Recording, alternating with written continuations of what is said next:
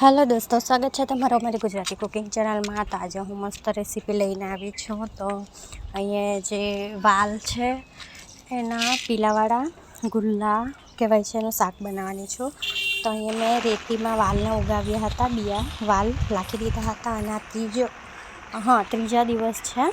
अहींया वाल मस्त निकળી આવ્યા છે। जो पीला थोड़ा एकदम झीणा झीणा पातरा निकळे त्या 3 दिवसे पातरा निकળી आवे छे त्यां सुधी आपणे उगाववाना छे। तो त्रीजा दिवसे हूँ बधा वाल काढी लीधा छे, पीला निकળી આવ્યા छे। तो सारी रीतना धोईने समारी लीधा छे आ रीतना।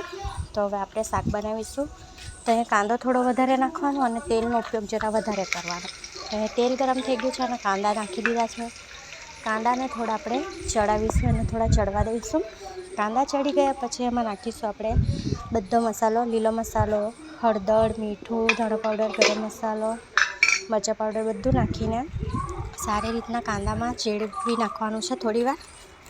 पछी जे गुल्ला आपणे काढ्या छे वालना पीला ए आपणे नाखी આપણે રસાવાળું શાક મસ્ત લાગે છે। સૂકું નહીં સારું લાગે, થોડું રસાવાળું રાખવાનું। રસો નાખી 3 સીટી પાડીને કુકર બંધ કરી દેવું।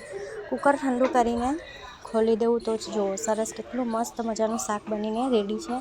એમાં થોડું તેલ વધારે જોઈશે આપણાને તો જ સારું શાક લાગશે। તો અહીંયા રેડી થઈ ગયું છે આપણું શાક। કેવું બન્યું કોમેન્ટ કરીને જરૂરથી બતાવજો। સારું લાગ્યું હોય તો લાઇક, શેર અને સબસ્ક્રાઈબ જરૂરથી કરજો। દર ચોમાસામાં આ શાક ખાવાની મજા આવે છે। तो कोणे कोणे आ शाक खाधुं छे कॉमेंट करीने जरूरथी बतावजो। आ शाक खावानी बहु मजा आवे छे। ચોમાસાની पहलो जे वरसाद पड़े छे त्यारे आ वालना जे पीला नाखी खावामां आवे छे, बहु सरस लागे छे।